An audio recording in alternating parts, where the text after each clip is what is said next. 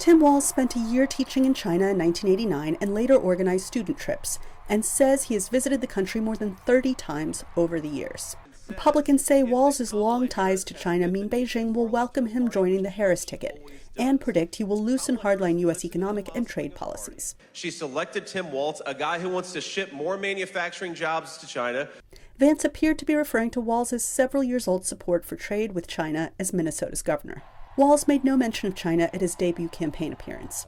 But here is the then congressman in 2016 about how he viewed the country's relations with the United States. I don't fall into the category that China necessarily needs to be an adversarial relationship. I totally disagree, and I think we need to stand firm on what they're doing in the South China Sea, but there's many areas of cooperation that we can work on. And with VOA in 2014, he described what it was like to live there for a year following the 1989 Tiananmen Square protests. And it was very powerful, and I'm certainly honored to have been there and to see the spirit of the Chinese people about trying to, very proud of their country, but understanding that freedom needs to shine. In China, in the hours after his debut on the campaign trail, Harris's vice presidential pick quickly became a trending topic.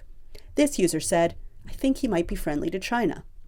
Other Chinese internet users thought he would take a harder line. While in Congress, Walz co-sponsored a number of resolutions critical of China's human rights record. One nationalist military historian said the Democrats want to destroy China. Others commented on what Walz called his life-changing lunch with the Dalai Lama, Tibet's exiled leader, with one user saying the former teacher in China looked like an American spy.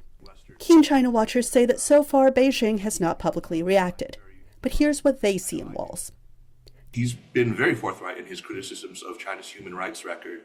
And I think he's done that from a position that is maybe more credible.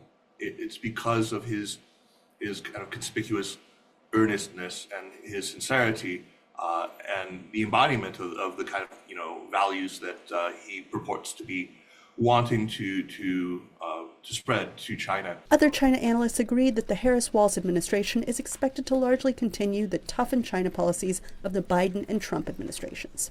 I think this should be seen around the world, in China, in Asia, as continuity in the complex, decades-long U.S. policy of recognizing the need to deal with China as a major power in the world, and that part of the world, but also the differences in values, especially when it comes to democratization.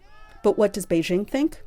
That's harder to guess. I would imagine they're essentially gobsmacked at the moment of not knowing what to make of this person who's not who they expected. So as this duo, both born in 1964 under the same lunar zodiac sign, barnstorms America, Beijing can only wonder, what would the future hold with a pair of wood dragons in the White House?